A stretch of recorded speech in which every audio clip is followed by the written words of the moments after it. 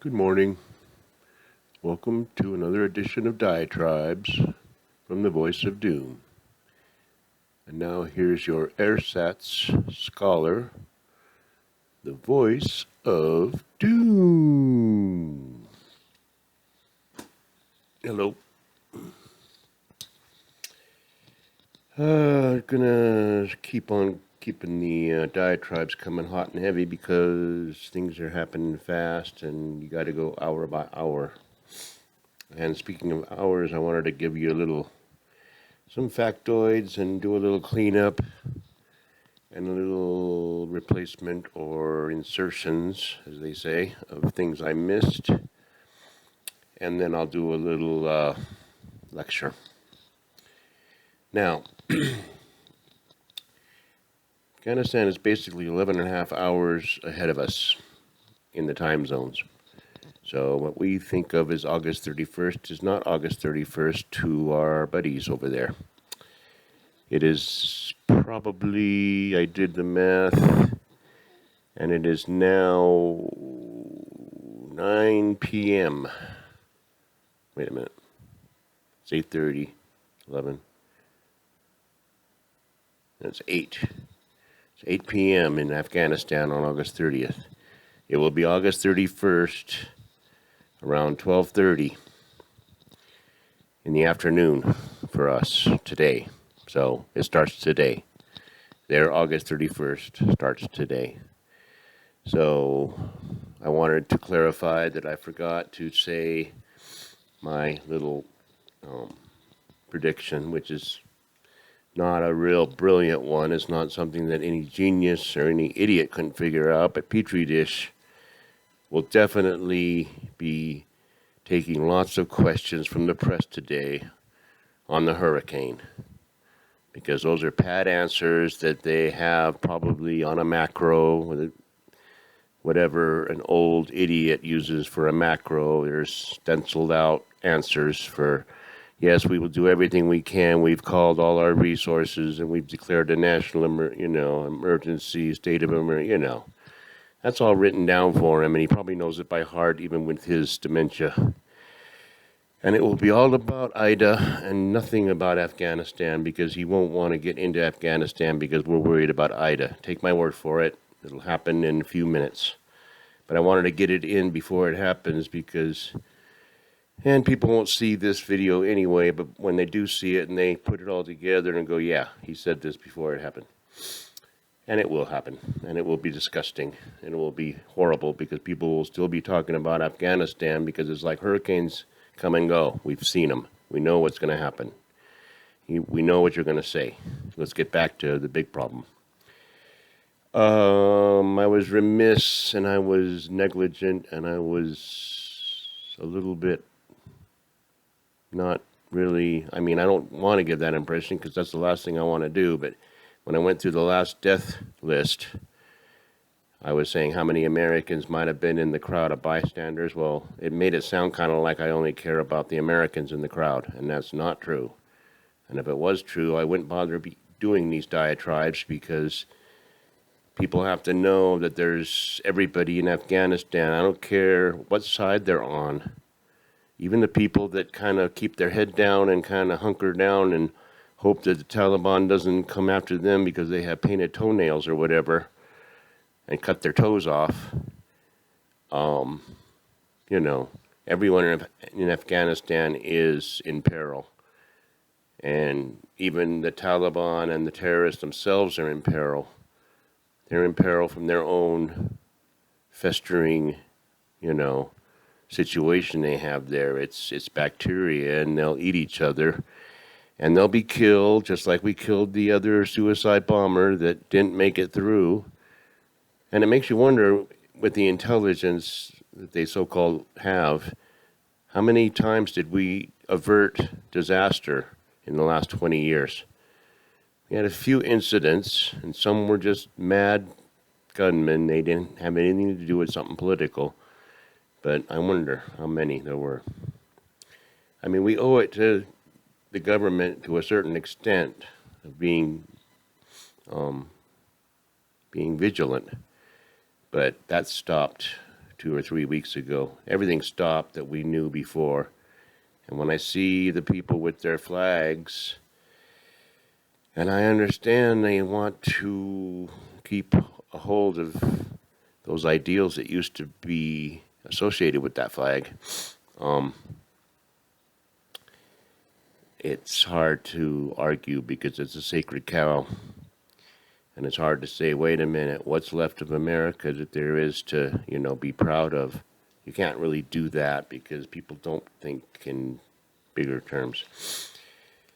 But it's always the first 5 or 6 minutes go by fast because I just ramble about a lot of stuff. But I wanted to get that thing in about Petrie.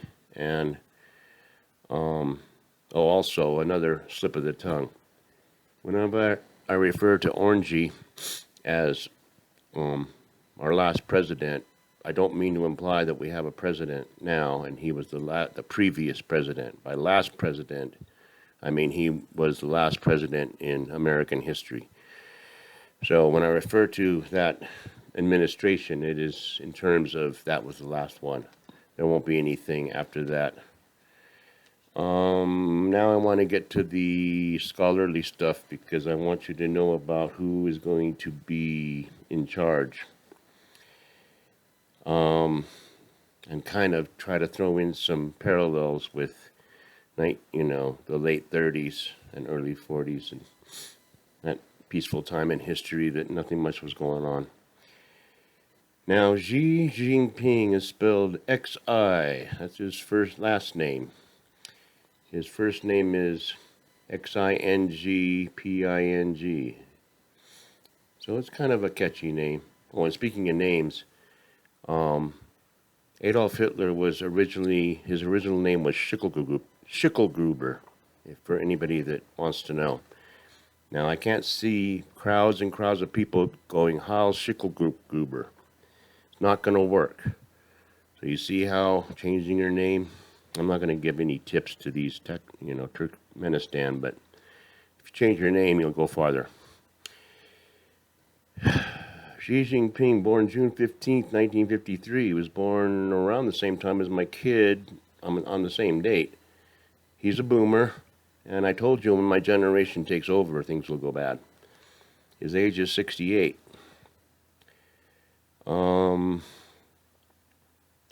He is considered to be the General Secretary of the Communist Party. He is the President of China, and he is the Chairman of Central Military. So it's kind of funny, he kind of consolidated all these titles together just like somebody back in 1932, I believe.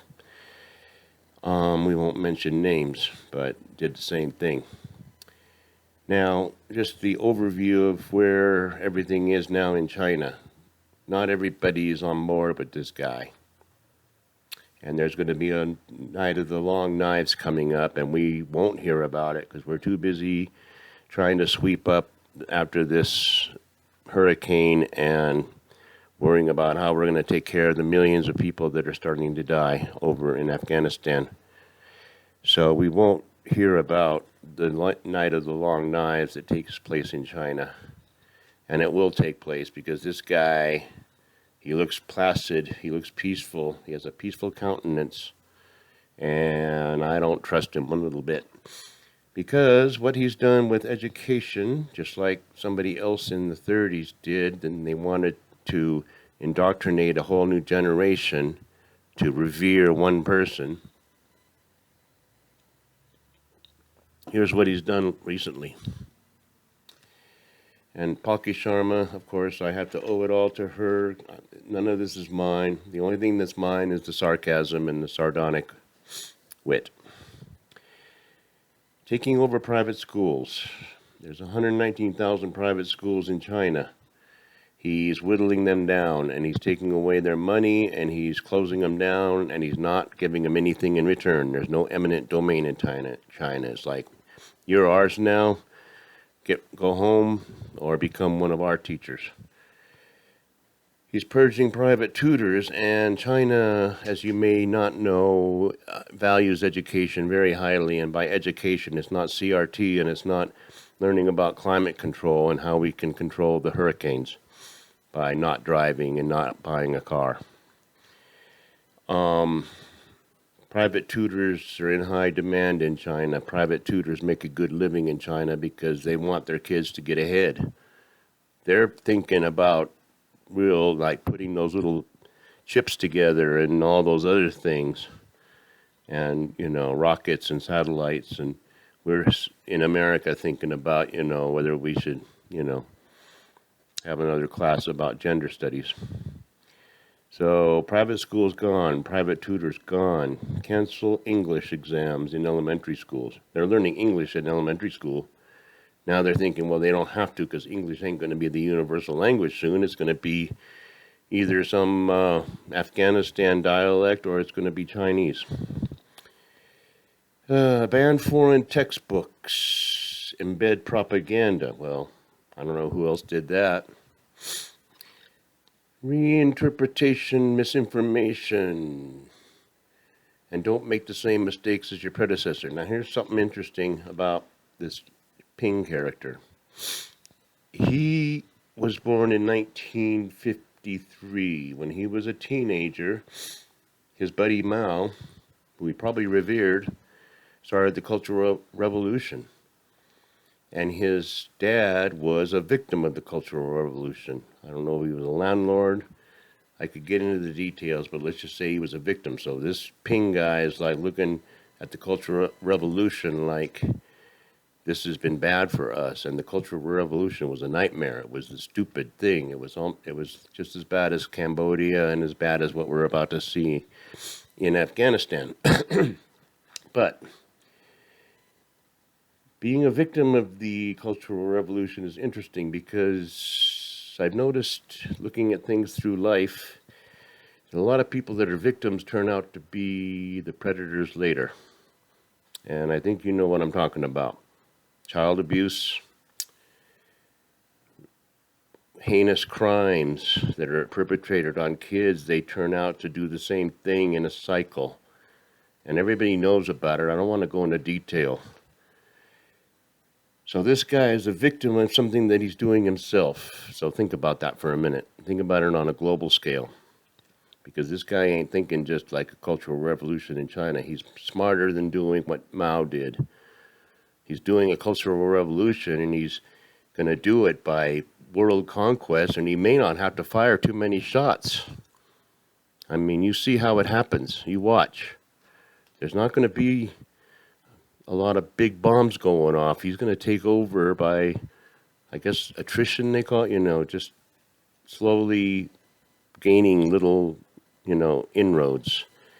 And I told you about the dams, and I told you how he has it all set up to take over everything, and everything's done on pretext. So World War II, all those atrocities were done on a pretext. People don't just get in boxcars and cram themselves in because they think they're going to their death. They thought something else was going on.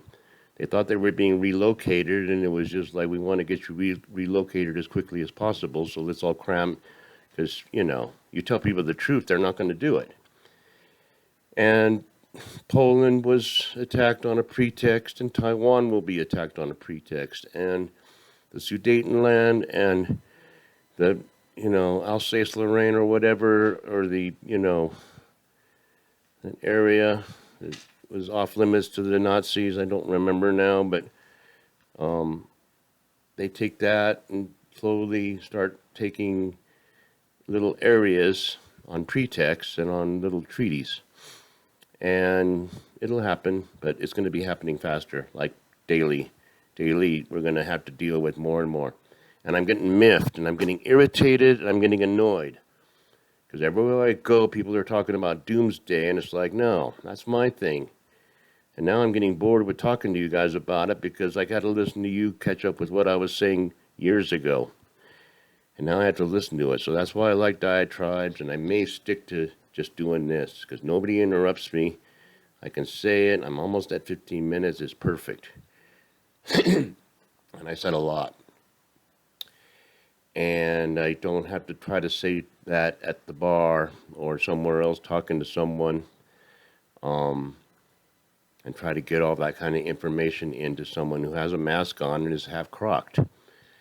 So I'm tired and annoyed and irritated with everybody getting on this. Things are going bad and things could really get bad now. When I've been saying that for a long time and I was scoffed at and laughed at, ridiculed, reviled, and vilified. So don't jump on the bandwagon now. Just hunker down, get your food, get your water, and don't talk about it. Don't get political with me because it's just boring to listen to kind of sophomoric, attitudes because they don't do their homework. So Hitler, yeah, I'll say the word. Xi Jinping. Xi Jinping Hitler. And it'll flow off the tongue well. Xi Jinping. I mean, it's very easy. So that's it. I think I covered my mistakes and I think I gave you a bit of information. So try to do the right thing for the rest of the day. It's going to be August 31st in about 3.5 hours in Afghanistan. So then we can look forward to that. All right. Good morning. Well, it's a morning anyway.